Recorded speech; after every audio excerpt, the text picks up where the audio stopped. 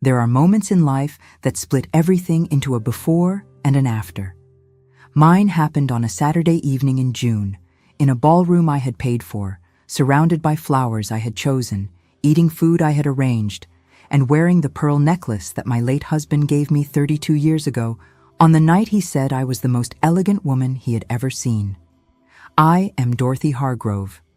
I am 67 years old. I built a real estate portfolio from nothing after Robert died young and left me with a 10-year-old son and a mortgage I could barely cover. I learned to read contracts, to negotiate with men who didn't expect a woman in the room, to make decisions that other people second-guessed and then watched succeed. I am not a woman who is easily rattled, but I am also a mother. And that, I have learned, is the one vulnerability no amount of experience fully prepares you for. My son Nathan is 38. He is charming, warm, and, if I am being honest with myself, the way I learned to be honest in business, he has always taken the path of least resistance.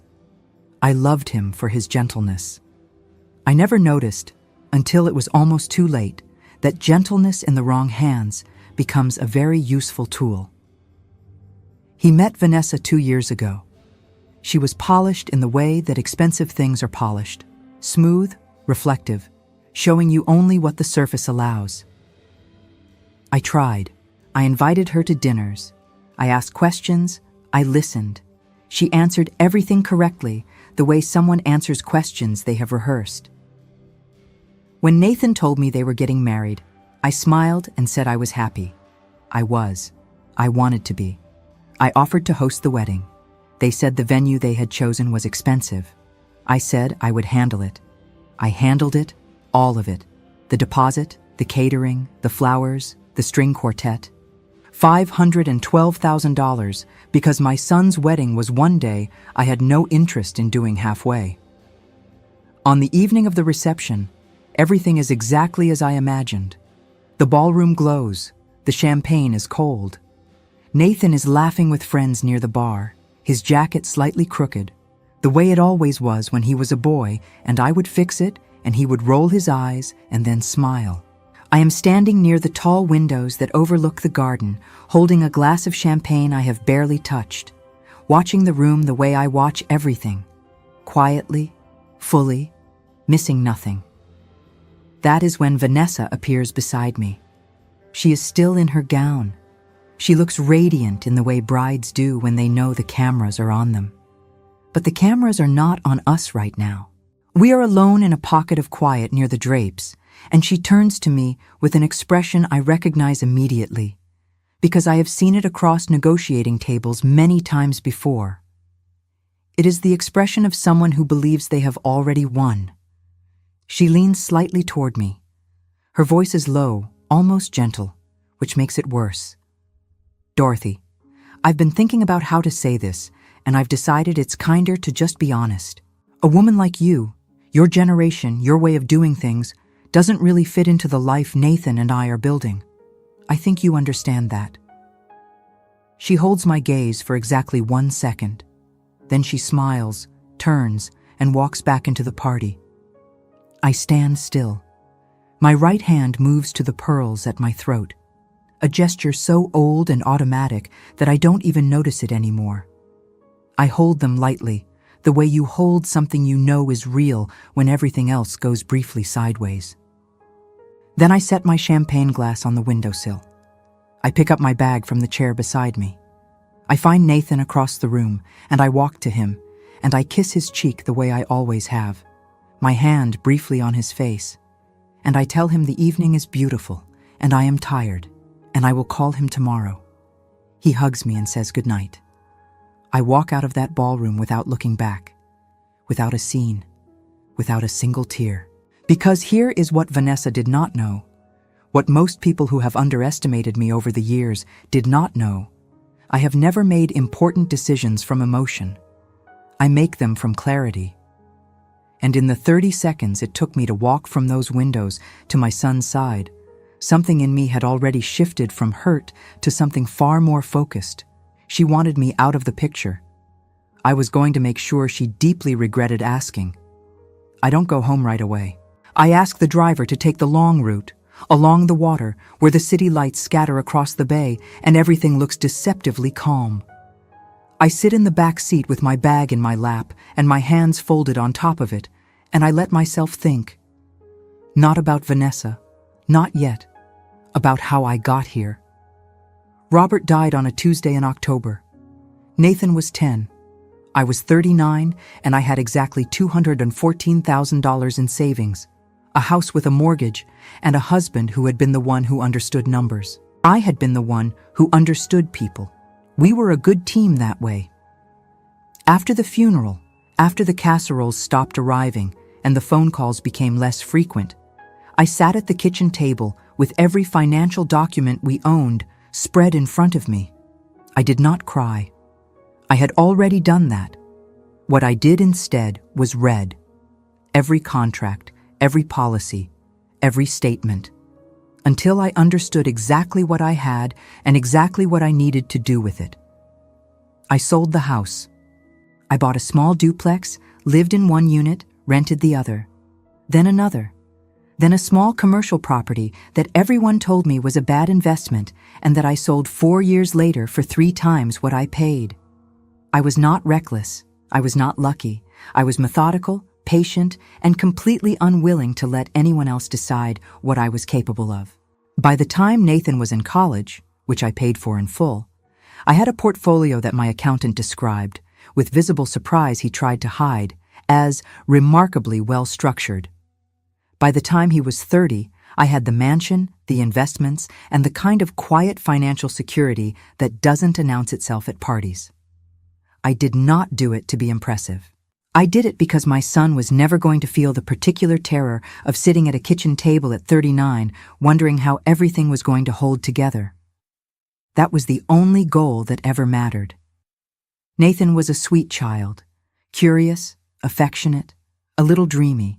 He was the kind of boy who would spend an afternoon trying to rescue a bird with a broken wing and cry when it didn't survive, and then do it again the next time he found one. I loved that about him. I still do. What I did not see clearly enough, what I allowed myself not to see, was that sweetness without direction can be steered. By the wrong person, it can be steered very far. He had tried a few things before the business consulting firm he eventually landed at.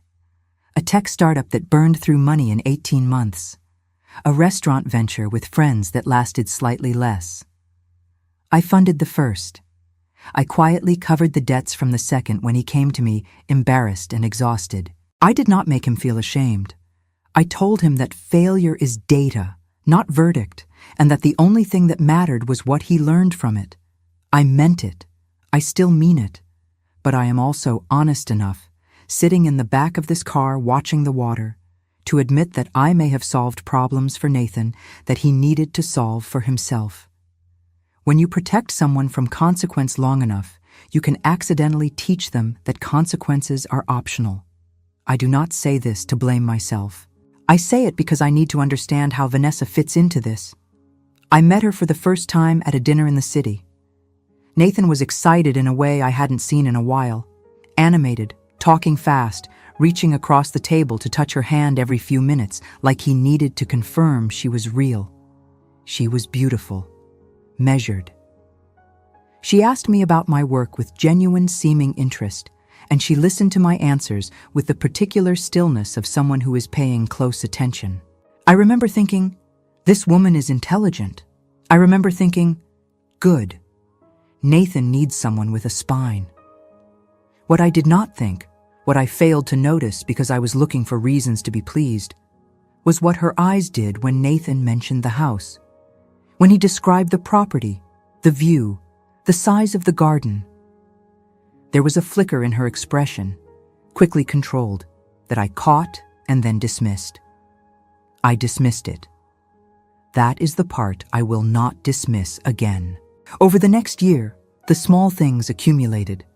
She always redirected conversations about my finances back to Nathan, as if he were the appropriate point of contact. She asked, once, very casually, whether I had an estate planner. When I said yes and offered no further detail, she nodded and moved on, But I noticed she asked Nathan about it separately the following week. He mentioned it offhandedly.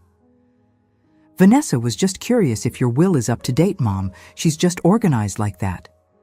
And I said something pleasant and changed the subject. I should have filed that away more carefully. The engagement was announced at a dinner I hosted. I opened a good bottle of wine. I said all the right things. I offered to pay for the wedding because it was true that I wanted to, and because generosity has always been instinct for me, not performance. She accepted with a smile that, if I am being precise about it, arrived a half-second too quickly, as if the question had not been a surprise at all. I think about all of this in the car, unhurried, the way I always think through a situation I need to understand, not with panic, with attention. By the time the driver turns onto the road that leads home, I have a reasonably clear picture of what the last 2 years actually looked like. Not the version I preferred, but the accurate one.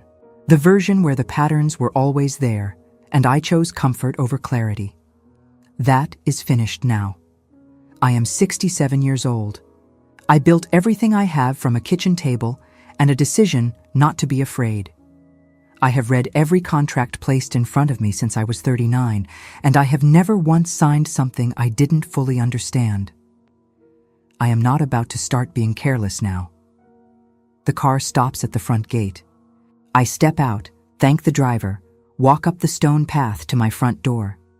The garden is dark except for the low lights along the roses. It is a beautiful house. I have worked for every single thing inside it. I unlock the door. I set my bag on the hall table.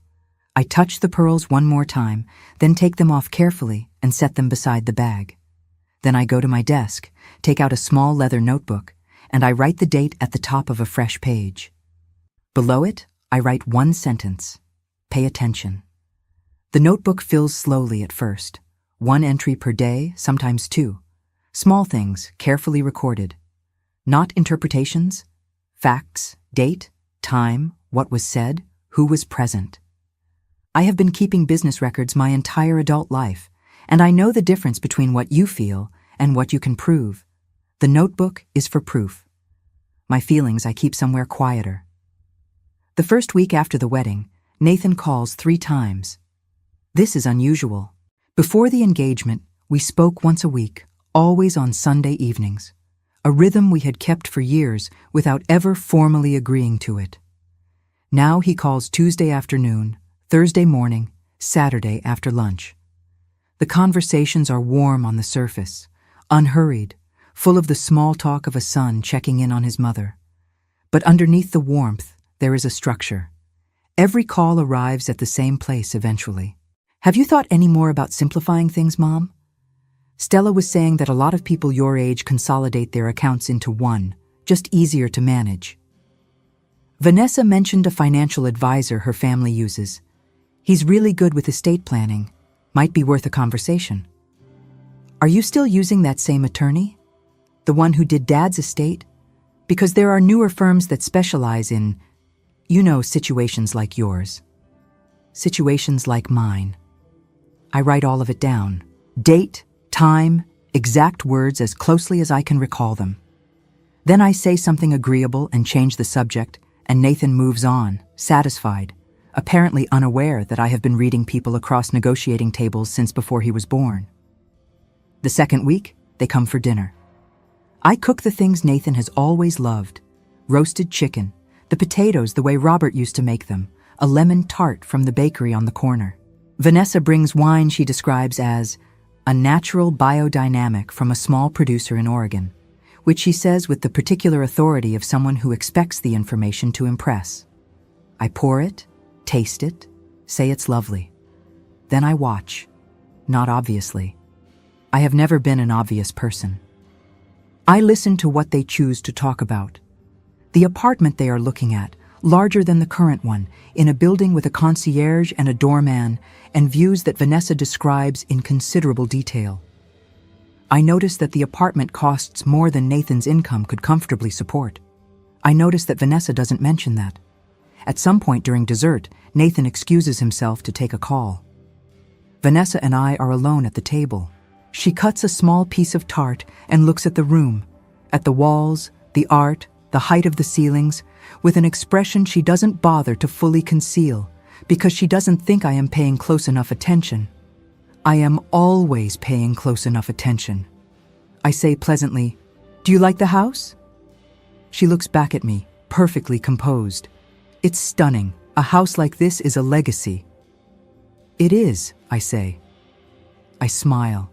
She smiles. We eat our tart. I write it in the notebook later that night. The call comes on a Tuesday morning, 11 days after the wedding. I am at my desk reviewing a lease renewal when my phone rings. The number is the private banking line, the one they use when something requires personal attention rather than the automated system. "Mrs. Hargrove, good morning. This is Patrick from the private client team. I apologize for interrupting your morning. I want to flag something for you directly." I set down the lease. "Go ahead, Patrick." "Yesterday afternoon, someone contacted our trust department. They identified themselves as your son, Nathan Hargrove, and they requested that a co-signatory be added to your primary investment account and your main operating account. They mentioned they were acting with your knowledge and consent." I am very still. "They were not," I say. "That's what we suspected. The request didn't follow our standard protocol. There was no notarized authorization, no prior communication from you, and the caller couldn't answer 2 of our security verification questions correctly. Our team denied the request and flagged it, but I wanted you to hear it directly. I appreciate that, Patrick, very much." I pause. "I'd like to add an additional layer of security to all my accounts immediately. No changes of any kind, not signatories, not access, not beneficiary designations, without my physical presence and biometric verification. Nothing by phone, nothing by third party." "We can have that in place before end of day." "Good. And please document this call and the attempt yesterday in my file." "Already done, Mrs. Hargrove." I hang up. I sit for a moment with my hand still resting on the phone. Then I pick up the notebook and write everything down. This is no longer a pattern I am watching from a comfortable distance. This is a move, an actual, documented move, attempted through institutional channels using my son's name without my knowledge or authorization. I need to be equally deliberate. I call Stella Drummond that afternoon. Stella and I have known each other for 22 years. She handled Robert's estate. She has reviewed every significant contract I have signed since I was 44. She is 59, recently remarried, and widely regarded as one of the most capable attorneys in the city in matters of estate law and financial fraud. She is also the only person I trust without reservation. I tell her everything in order: the wedding, Vanessa's comment by the windows, the calls from Nathan, the dinner, and now this morning's call from the bank. I do not editorialize. I give her the facts in sequence, the same way I would present anything to a professional I respect. She listens without interrupting. When I finish, there is a brief silence. Then, "Dorothy, you were right to call me immediately." I know. What they attempted at the bank, even if it was exploratory, even if they're claiming it was a misunderstanding, that's a formal record now. That's significant. She pauses. "I want you to do something for me. Don't confront Nathan. Not yet. Not until we know the full shape of this." I wasn't planning to. I can hear the quiet relief in her voice. The particular relief of an attorney whose client is not going to make her job harder. "Good. Keep the notebook. Document everything. Don't change your behavior toward them at all. Same warmth, same access, same routine. I'm going to make some calls, and I'll come to you on Friday. Don't discuss this with anyone else." "Understood. And Dorothy," she pauses again, "I'm sorry. I know this is Nathan." "Yes," I say. "It is." I sit with that for a moment after we hang up. Then I close the notebook, put it in the locked drawer of my desk where I keep the things that matter most, and I go back to the lease renewal. Work has always been the clearest thing in my life. I let it be clear now. 4 days pass without incident. I see Nathan once, briefly, for coffee near his office. He is relaxed, easy, The version of himself that has always made it difficult to reconcile what I know with what I feel. We talk about a film he saw, a restaurant Vanessa wants to try, a trip they are considering in the fall. He does not mention the bank. I do not mention the bank. I watch his face for signs that he knows the attempt was flagged. I see nothing. Either he doesn't know, or he is better at concealing than I have given him credit for. I file both possibilities. The second discovery happens on a Wednesday evening, without warning, the way the important things usually do. Vanessa and Nathan have stopped by unannounced, something that has been happening more frequently, which I have noted without commenting on. They stay for an hour. Vanessa uses her phone constantly, setting it down on the kitchen counter while she pours herself water, picking it up again, setting it down. When they leave, I walk them to the door. Nathan hugs me. Vanessa touches my arm briefly, a gesture that has the form of warmth without any of the content. I close the door. I walk back to the kitchen and I see it immediately. Her phone, face down on the counter beside the fruit bowl. I pick it up to set it aside for when she realizes and comes back. As I lift it, the screen activates.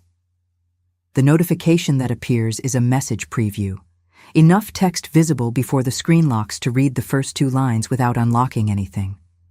From Nathan, attorney timeline. She still doesn't know about the Chen appointment.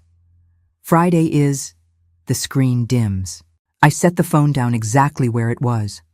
I stand in my kitchen for a long moment. The house is quiet. Outside, I can hear Nathan's car pulling away. Chen, an attorney timeline, an appointment she doesn't know about. I go to my desk, I open the notebook. I write down every word of what I just saw in quotation marks with the time noted. Then I write below it, Chen, research. I take out my laptop and I spend 40 minutes searching methodically. Attorneys named Chen in this city who specialize in estate litigation, guardianship cases, competency hearings. I cross-reference with any public records of cases involving contested estates or elder law disputes. I find a Lawrence Chen. Estate and elder law.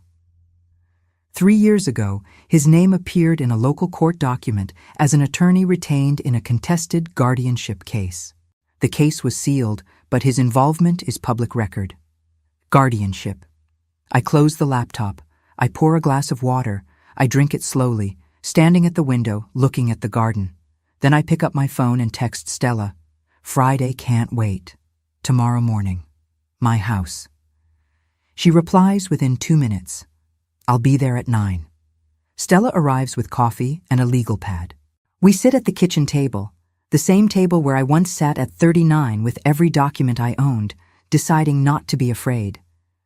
I show her the notebook. I tell her about the phone. I tell her about Lawrence Chen. She knows the name. The pause before she speaks is enough to tell me it is not a good name to know. Dorothy, I need to be direct with you. If they are consulting a guardianship attorney, this is not a financial dispute anymore. What they may be building toward is a legal challenge to your competency. If they succeed, you lose control of your own decisions, your assets, your medical choices, everything. I hold her gaze. Then we need to move faster than they are. Yes, she says. We do. She uncaps her pen. I'm going to recommend we bring in an investigator. Someone who can document their movements, their consultations, their financial situation, through legitimate means. Public records, surveillance of meetings in public spaces, financial disclosures, nothing illegal, everything usable. How long? 2 weeks, maybe less. I nod. Do it. She writes for a moment, then looks up. I also want you to call your doctor today, Dr. Reeves, and schedule a full cognitive evaluation, voluntarily, proactively, documented. If they are trying to build a case that you are mentally incapacitated, we preempt it with a clean professional evaluation on record. It is a practical suggestion, and a slightly painful one. Not because I have any concern about the result, but because no woman should have to prove her own mind to protect herself from her own family. I'll call him this morning, I say. Stella puts her hand briefly over mine on the table. You're ahead of them, Dorothy. Stay ahead. I look at the notebook between us. 2 weeks of careful, quiet documentation. Each entry precise and dated. I intend to, I say. The investigator Stella recommends is a man named Robert Cahill. Retired federal agent, 12 years in private practice, specializing in financial fraud and asset protection. He is in his mid-50s, quiet in the way that competent people often are, and he asks his questions in a particular order that tells me he already knows which answers matter before I give them. I like him immediately. We meet at Stella's office on a Monday morning. I bring the notebook. He reads every entry without comment, then sets it down and looks at me. Mrs. Hargrove, I want to manage your expectations clearly. What I can do is document their movements in public spaces, pull public financial records and court filings, verify professional associations, and gather anything that exists in legitimate accessible records. What I find may be significant or it may be nothing. Either way, you'll know the truth. That's exactly what I want, I say. Give me 10 days. I give him the notebook to photograph. He returns it to me before I leave. The cognitive evaluation with Dr. Reeves happens that Thursday. He is my physician of 12 years, a calm and thorough man who I suspect finds the request somewhat puzzling, but is too professional to say so. We spend 90 minutes together. He administers the standard assessments: memory, processing, reasoning, executive function.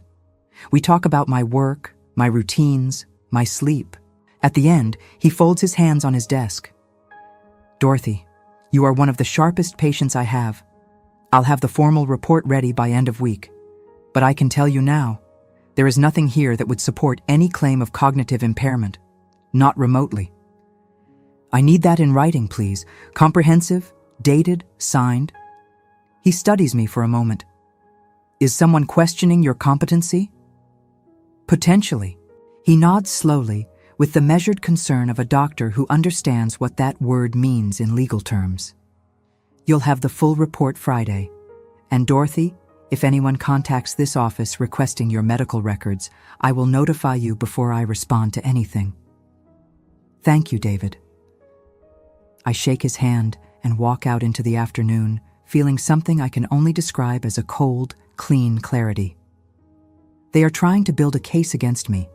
I am building a better one. On the 7th day, Dr. Reeves calls. Not about my evaluation, about something else. Dorothy, I received a formal request this morning for your complete medical records. The request came from a Dr. Lawrence Chen, identifying himself as your treating physician for an ongoing cognitive evaluation. He claims you are currently his patient. I keep my voice even. I have never met this man. I assumed as much. The request had several irregularities. No referral documentation, no prior correspondence between our offices, and he couldn't provide your correct date of birth when my office called to verify. I denied it and documented the attempt. A pause. I've also reported it to the state medical board as a potential ethics violation. A physician cannot solicit records claiming a patient relationship that doesn't exist. David, I need you to preserve everything. The original request, the call log, your documentation, all of it. Already in your file. After I hang up, I call Stella immediately. She listens, then says, "That's the second institutional attempt we can document.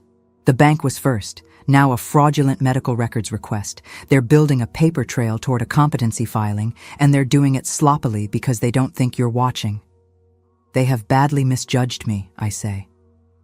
Yes, Stella says. They have. My accountant, Gerald, calls 2 days later. Gerald has managed my accounts for 16 years. He is methodical, cautious, and constitutionally incapable of letting anything irregular pass without flagging it. It is, in my experience, the single most valuable quality an accountant can have. Eleanor, Dorothy, sorry. I received a request this morning from someone identifying themselves as your authorized financial representative, asking for copies of your last 3 years of tax returns and a full asset summary. They claim to have power of attorney. They do not. I know. Any legitimate power of attorney would come through your attorney's office with notarized documentation, and I would have been notified by you directly. I denied the request and asked them to provide verification. They hung up. He pauses. Dorothy, this is the second unusual contact I've received this month. 2 weeks ago, someone called asking general questions about your portfolio structure. They said they were from your bank doing an audit. I didn't provide any information, but I should have called you then. I apologize for the delay. Gerald, I need you to document both contacts with as much detail as you can recall. Dates, times, what was said. Send it to Stella Drummond's office today. Done by noon. I add his name to a page in the notebook I have labeled simply, Documented Attempts. The list now has 4 entries. Robert Cahill returns on day 9, a day ahead of schedule. We meet again at Stella's office. He has a folder, not thick, but organized with the precision of someone who understands that quality of evidence matters more than volume. He sets photographs on the table first. Your son and his wife met with Lawrence Chen 4 times in the last 3 weeks. These were taken outside his building on public property. He points to each photo in turn, Nathan and Vanessa arriving, leaving once with a second man I don't recognize. The third individual in this photo is an attorney who specializes in emergency guardianship petitions. He has filed 11 of them in the last 4 years. 9 were contested. 6 were ultimately granted. I look at the photographs for a long moment. My son, in a dark coat, holding the door open for Vanessa outside a building I have never visited. A building where 2 people are apparently discussing how to take my life out of my own hands. The financial picture, Robert continues, is this. He opens a printed report. Nathan Hargrove carries $214,000 in personal debt, credit lines, a failed business loan from 3 years ago, and a second lien on his apartment that was recorded in public property filings 6 months ago. Vanessa Hargrove has $268,000 in debt under her previous name, most of it from a business entity that was dissolved 2 years ago. Combined, they are carrying just under $500,000. Stella sets down her pen. Even she is quiet for a moment. They are not greedy, I say slowly. They are desperate. That distinction matters in court, Stella says. Desperation establishes motive very cleanly. Robert continues. I also pulled Dr. Chen's professional history from public records. He has been named in 3 ethics complaints in the last 5 years, all related to competency evaluations conducted on behalf of family members rather than at the request of the patient. 2 were dismissed for insufficient evidence. The 3rd is still under review. I think about a woman somewhere who sat across from that man in an office and was told by someone paid by her own family that she was no longer capable of managing her own life. Is there any record of payments between Chen and Nathan or Vanessa? Not in public records. They would have been careful about that. But I noted cash withdrawals from Vanessa's accessible accounts totaling $18,000 over the past 6 weeks. No corresponding deposits or purchases of record. I nod. That's consistent. That evening, something happens that I did not plan for and did not need. My granddaughter, Nathan's niece from his cousin's side, a young woman named Mia, who I have always been close to and who spent every summer here until she left for college, appears at my door at 9:30 at night. She is 26. She looks like she hasn't slept. I bring her inside and make tea without asking questions, because I learned a long time ago that the most important thing you can do when someone arrives at your door that way is not make them feel rushed. We sit at the kitchen table. She wraps both hands around the mug. Grandma Dorothy, I need to tell you something, and I need you to know that I've been trying to decide whether to tell you for 2 weeks, and I'm only here because I can't live with myself if I don't.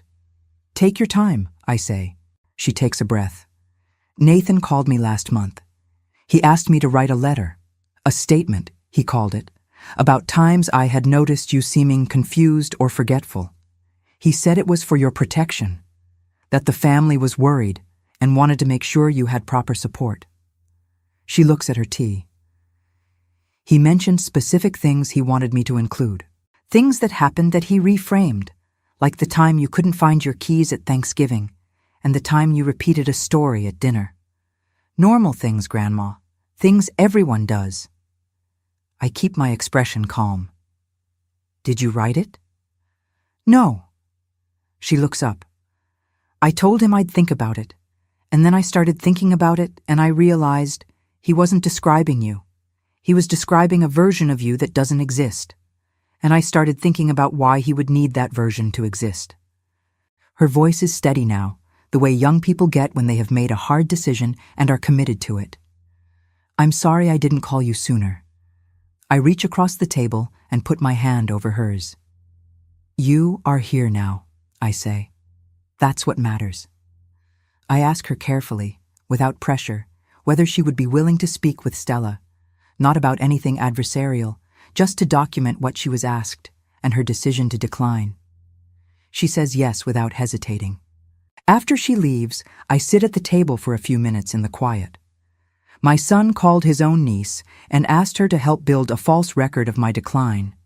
He gave her a list of moments, reframed. I think about the man at that wedding, jacket slightly crooked, laughing with his friends. The boy who cried over the bird with the broken wing. I allow myself 30 seconds to grieve that, exactly 30 seconds. Then I open the notebook to a fresh page. The following morning, Stella and I meet for 2 hours. We lay everything on the table, physically on her conference table, and we look at it together. Robert's photographs and financial records, Gerald's documentation of the 2 fraudulent contact attempts, Dr. Reeves's report of the false medical records request, my notebook, every entry, the bank's security report, Mia's forthcoming statement. Stella looks at it all with the expression of someone doing a final count before a significant decision. This is a strong case, Dorothy. Strong enough that if they file anything, guardianship petition, competency challenge, anything, we are positioned to counter it immediately and comprehensively. And strong enough to support criminal complaints for fraud, identity misrepresentation, and attempted financial exploitation of a protected individual. Us, what do I do now? She looks at me steadily. Now you decide how you want to use it. I look at the photographs of my son outside that building, at the bank report, at Gerald's memo, at the cognitive evaluation that describes me, in clinical language, as sharp and fully capable. I think about a woman who sat at a kitchen table at 39 with every document she owned and decided not to be afraid and built everything from there. I know exactly what I want to do, I say. Stella picks up her pen. Tell me. I sleep well the night before. This surprises some people when I tell them, or it would if I told anyone. The assumption is that a woman on the eve of dismantling the financial future of her own son would lie awake, tormented, reconsidering. But I have never made a decision I wasn't prepared to live with, and I do not start now. By the time my head touches the pillow, everything is already in motion. The thinking is done. What remains is execution. I am very good at execution. Thursday begins at 7. I dress carefully, not for an occasion, but with the particular intention of someone who understands that how you carry yourself on a significant day matters. Dark charcoal blazer, black silk blouse, the Cartier bracelet Robert gave me on our 15th anniversary, the pearls I set aside. Today is not a pearls day. Today is a different kind of armor. I make coffee. I stand at the kitchen window and look at the garden for a few minutes. The roses are at the edge of full bloom, that brief window before they begin to drop. And I think about nothing in particular. Just the roses, just the light. Then I sit at my desk and I begin. The first call is to Patrick at the bank. I have prepared for this conversation the way I prepare for every important conversation. I know exactly what I want to say before I say it, in what order, and what I need confirmed in writing. Patrick, good morning. I need to make several changes today, and I need them documented and completed before close of business. Of course, Mrs. Hargrove, whatever you need. I closed the 2 joint accounts that have existed since Nathan was young, relics of a time when I added him as a precaution, a mother's instinct to make things easy in an emergency. They hold a combined amount that is not insignificant. I instruct Patrick to transfer the full balance into the new trust account that Stella established 3 days ago, administered independently, with me as sole beneficiary and Stella as successor trustee. Then I instruct him to formally designate all my remaining accounts, the investment portfolio, the operating account, the reserve funds, under the same protective structure. Any future changes require my physical presence, biometric verification, and written confirmation from Stella's office. Also, Patrick, the formal record of the unauthorized access attempt from 3 weeks ago. I'd like a certified copy sent to Stella Drummond's office today. I'll have it out within the hour. Thank you. I end the call and note the time in the notebook. Then I open my laptop and transfer the management of 3 property titles into the trust structure that Stella has prepared. A process I have reviewed line by line twice, because I review everything line by line twice. It takes 40 minutes. When I close the laptop, those assets are no longer reachable by anyone but me. The second call is to Gerald. He has been expecting to hear from me. I instruct him to formally sever the authorization of any third party to request financial documentation on my behalf, effectively revoking any implied access that Nathan might have assumed existed based on years of informal family communication. Gerald documents it immediately and confirms in writing within the hour. Dorothy, he says before we hang up, I want you to know, in 16 years, I have never once doubted your judgment. Not once. I know, Gerald, I say. Thank you. At 11 o'clock, I meet Stella at her office for the final document. The previous will, the one that left the mansion and the majority of my estate to Nathan, is formally revoked. In its place, Stella presents the document we have spent 4 days refining. The new will is clean and precise. The mansion, the investment portfolio, the property holdings, the full estate will pass to a philanthropic foundation established in my name, dedicated to funding business education and mentorship for women rebuilding after loss. The foundation's board is independent.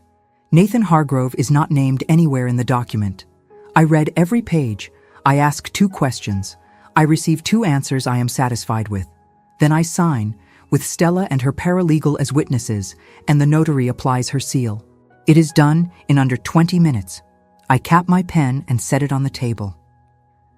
The document sits there, clean white pages, black ink, a small embossed seal, representing 40 years of work and the final formal statement of what I have decided it means. How do you feel? Stella asks. I consider the question honestly. Clear, I say.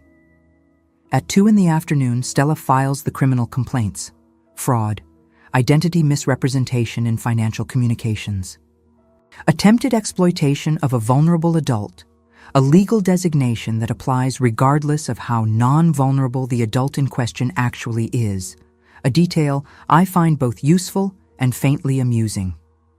The complaints name Vanessa Hargrove as primary respondent, with Nathan Hargrove listed as a participating party.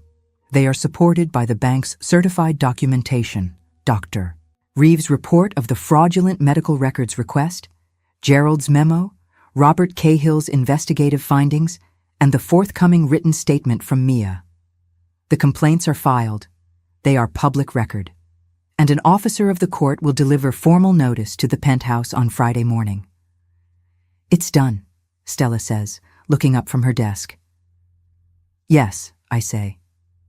I stand. I straighten my jacket. I thank her, genuinely, not as a formality, and I walk out into the afternoon. I go to the theater that evening. I had the tickets for months, a production I had been looking forward to since spring. I considered briefly whether Thursday was the right night to go, and then I decided that it was exactly the right night. because I refuse to let this situation take anything more from me than it already has. It has taken enough. I wear a dark navy gown. I put the pearls back on. I sit in my seat and I watch the performance, and I find, somewhere in the second act, that I am genuinely moved by the staging, by the voices, by the particular ache of live performance that recorded things can never quite replicate. I think about Robert, who always fell asleep at the theater and woke up for the applause and insisted he had been awake the entire time. During intermission, I stand at the bar with a glass of champagne, and I think about nothing at all. Just the room and the light and the pleasant hum of strangers having a pleasant evening. It is a good night. I am home by 11. I hang the gown. I set the pearls on the dresser. I make one final entry in the notebook. Date, time, a brief accounting of everything that was completed today. Then I close it. I do not need this notebook anymore. What it contains is now in the hands of the appropriate people, in the appropriate offices, in the appropriate files. My part of the documentation is done. I place it in the locked drawer. I close the drawer. Then I wash my face, and I get into bed, and I turn off the light. Outside, the garden is quiet. The roses are still there in the dark, at the edge of full bloom. Tomorrow, a court officer will knock on the door of a penthouse. 2 sealed envelopes will change hands, and Vanessa Hargrove will discover, in the language of formal legal documents, the precise cost of whispering something unforgivable to a woman who built everything she had from nothing, and who has never, not once in her adult life, failed to read the room. I close my eyes. I sleep immediately and deeply, and without any difficulty at all. I am in the garden when it happens. Not because I planned to be there at that specific moment. I didn't know exactly when the officer would arrive, and I had no intention of watching from a window like someone waiting for a verdict. I am in the garden because it is Friday morning and the roses need cutting, and I have maintained this garden through things considerably more difficult than this. I am wearing my cream silk blouse and dark trousers. My hair is pinned. I have my gardening gloves on and the small Japanese shears that I have used for 15 years and sharpen every spring. The morning light is coming in from the east, low and warm, the way it only does in early summer. I am completely at peace. I think about the first time I planted roses in this garden. Nathan was 19. He was home from his first year of college, slightly sunburned, full of opinions about things he had just discovered and ideas he hadn't fully formed yet. He helped me dig the first bed. Not willingly exactly, but in the way young people help when they sense it matters to their parent, when they are still close enough to care about that. We worked for most of a Saturday afternoon. By the end, we were both dirty and tired, and he had complained approximately 14 times, and I had laughed at every complaint, and it was one of those ordinary days that only becomes precious in retrospect. I think about that boy with the dirty hands and the sunburn.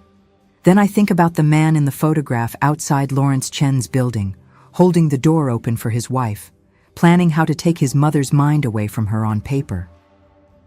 I allow myself to feel both things at once, because that is the truth of it. They are the same person, and love does not simply stop because someone has chosen to become someone you cannot protect. It transforms. It becomes something more formal, more bounded. I snip a pale rose at the stem cleanly and set it in the basket. My phone buzzes in my pocket at 9:47. It is a text from Stella. Done. Delivered 6 minutes ago. Both envelopes received. I read it once. I put the phone back in my pocket. I keep cutting roses. What I know is happening at this moment, 40 minutes across the city in a penthouse on the 31st floor. A court officer knocked at 9:41. Nathan answered, I know this because Stella's contact confirmed the officer's log. In what the notation describes as casual morning clothes, apparently on his way to make coffee. He received 2 envelopes. He signed the receipt without fully reading what he was signing, because people in comfortable circumstances rarely read what they sign at the door before their first coffee. He closed the door. Vanessa was presumably nearby. She is always nearby when Nathan handles anything administrative. a habit I noticed early and filed without comment. The first envelope contains the criminal complaint. Vanessa's name appears in the first paragraph, in the way that names appear in legal documents, formally, precisely, stripped of all social softening. Fraud, identity misrepresentation, attempted financial exploitation. These are not accusations shaped by emotion. They are statutory categories, each one supported by documented evidence from independent institutional sources. The second envelope contains the notarized notification from Stella's office. The previous will, revoked. The new will, in place. The estate, in its entirety, directed to a foundation. Nathan's name, absent. Not reduced, not revised, absent.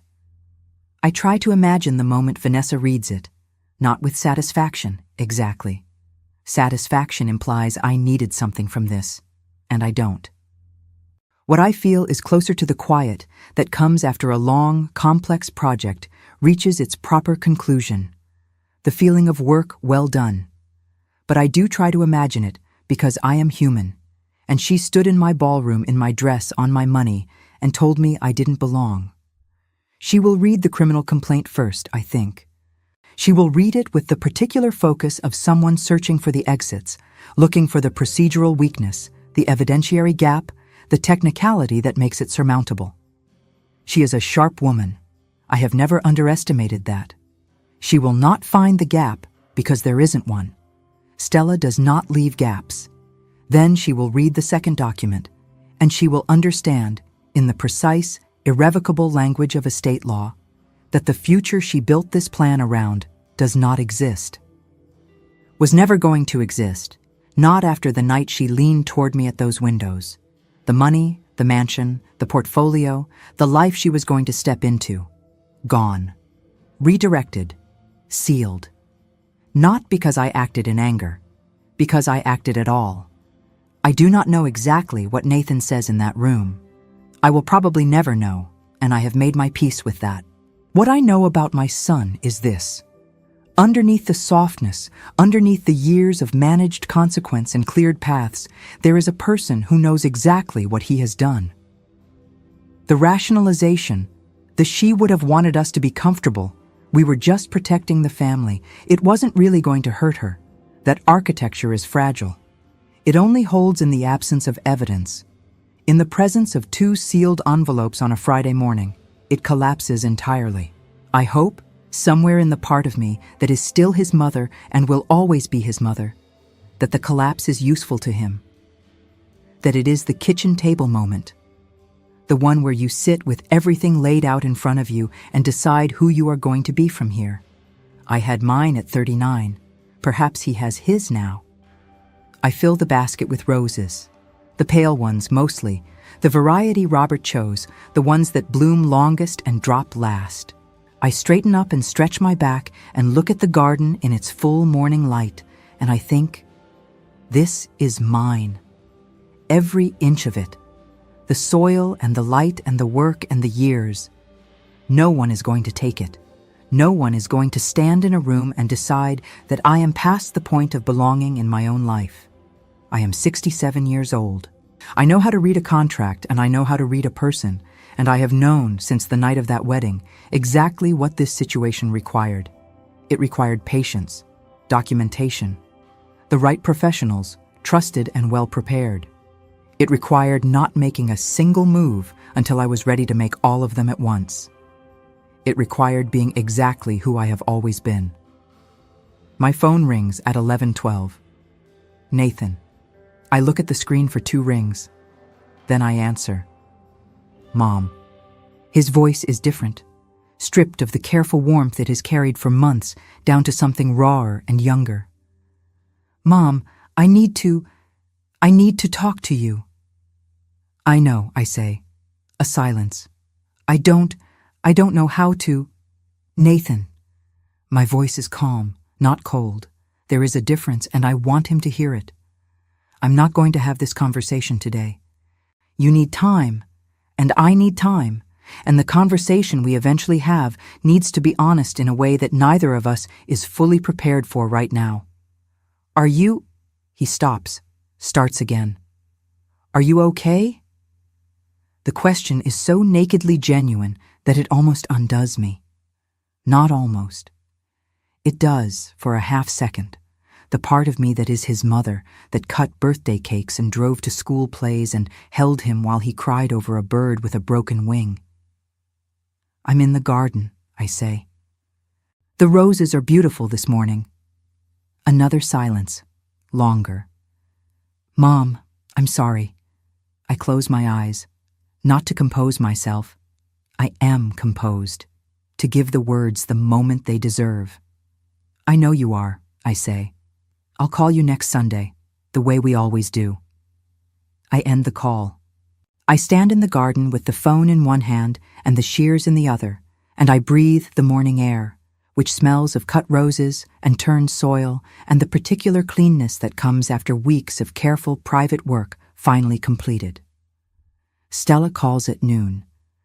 Nathan's attorney reached out this morning, asking whether there's any room for discussion. There isn't. Not on the criminal complaint. That proceeds as filed. That's Vanessa's situation to navigate. And Nathan, I consider. The will stands. The trust stands. All of it stands. A pause.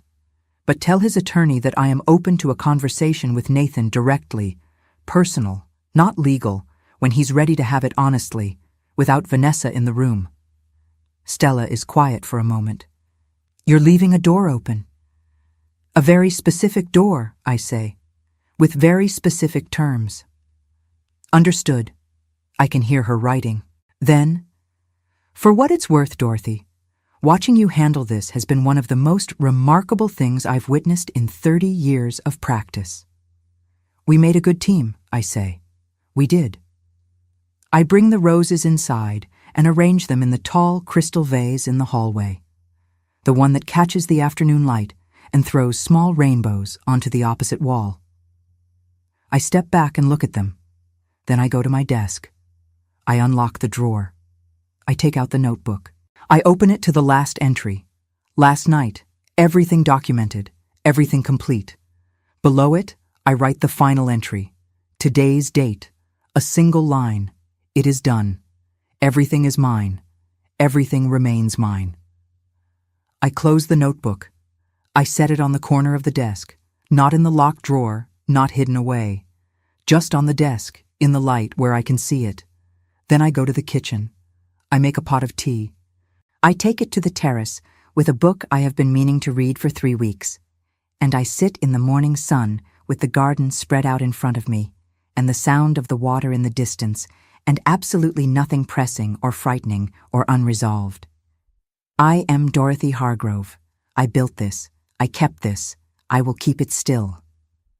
On the night of my son's wedding, a woman leaned close and told me I didn't belong. I fixed my pearls. I walked out. And then, quietly and methodically, and without a single wasted move, I made sure she understood what it cost to say that to me. Not out of spite, out of something much simpler, much older, much more permanent than spite. Because I know who I am. I have always known who I am. And no one, not a daughter-in-law with a plan, not a corrupt psychiatrist, not a son who lost his way, gets to revise that. Not ever. Not while I have roses to cut and morning light to sit in and a life I built entirely by hand. 3 weeks pass. The roses finish their bloom and begin the slow, graceful process of letting go. Petals dropping one by one onto the dark soil, unhurried, with the particular dignity of things that have completed their purpose. I watch this every morning from the terrace with my tea, and I find it, as I always do, not sad, but correct. There is a right time for everything. The roses know this instinctively. It took me most of my life to learn it, as well as they have. The criminal process moves at the pace that legal processes move, deliberately, without drama, through channels that are unglamorous and necessary. Stella keeps me informed with the same measured efficiency she has brought to everything. Vanessa has retained an attorney. There are filings and counter-filings and the procedural machinery of consequence grinding forward on its own schedule. I do not follow it closely. I do not need to. I set it in motion with the right people and the right evidence, and now it belongs to the system that exists precisely for situations like this one. My part is done. What I notice in these 3 weeks is how much lighter the house feels. Not because anything physical has changed. The rooms are the same. The light through the tall windows is the same. The sound of the garden in the morning is the same. But there is something that was present for months, a low, constant vigilance, the kind you maintain when you know something is wrong but cannot yet name it fully. That is simply gone now. I hadn't realized how much energy it was taking until it stopped. I sleep well every night. I work in the mornings. I have lunch with a friend I haven't seen in too long, and we talk for 3 hours about things that have nothing to do with any of this. And I drive home feeling something I can only describe as ordinary in the best possible sense. The ordinary of a life that is fully, unambiguously mine. Nathan calls on Sunday, the way we always did. I answer on the second ring. The conversation is not easy. I did not expect it to be, and I did not want it to be. Easy would mean we were both pretending, and we are past pretending. He speaks carefully, in the way of someone who has been thinking about what to say for 3 weeks, and has rehearsed and then abandoned the rehearsal, and is now simply trying to be honest. He tells me he is sorry. Not in the reflexive, searching way he sounded the morning the envelopes arrived, but slowly, with the specific weight of a person who has had time to understand what they are actually apologizing for. He tells me that he knew at some level that what was happening was wrong, and that he told himself it wasn't because it was easier, and that he has spent these weeks trying to understand how he became someone who could do that. I listen without interrupting. When he finishes, I am quiet for a moment. Nathan, I say, I know who you are underneath this. I have known you your entire life, and I believe that the man who is speaking to me right now is closer to that person than the one who made these choices. I don't know how to fix it, he says. You can't fix it, I say. That's not how this works. What you can do is be different going forward, and let that be enough, because it will have to be.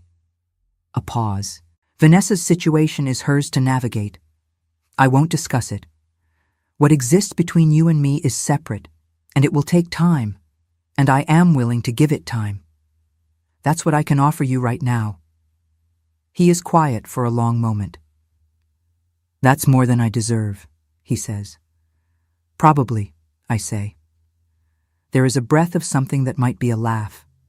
Faint, fragile, the kind that exists right at the border of tears. I'll call next Sunday, he says. I'll answer, I say.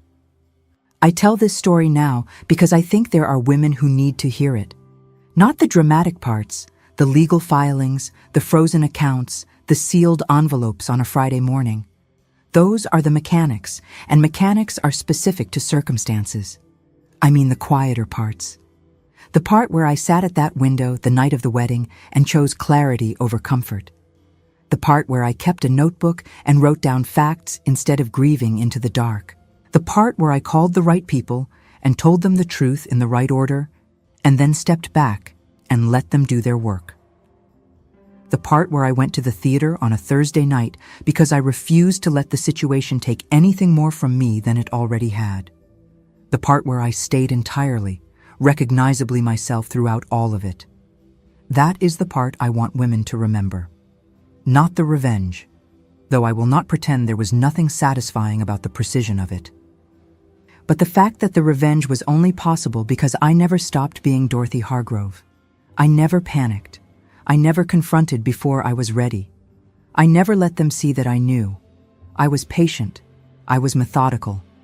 I was the same woman I had been at 39 at that kitchen table, and at 45 signing my first major commercial lease, and at 50 negotiating with men who didn't expect me to know what I knew. I was exactly who I have always been. The foundation is in the early stages of formation now. Stella is working with the board structure. We have identified 3 women already. under 40, each rebuilding something after a loss, who will be among the first recipients of the program we are designing. I did not create it to be a statement. I created it because it is what I would have wanted at 39, and I have the resources now to give it to someone else. That is the only reason that has ever mattered.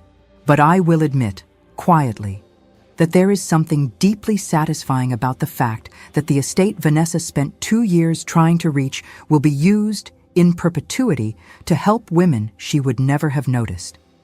Every single penny of it. This morning I am back in the garden.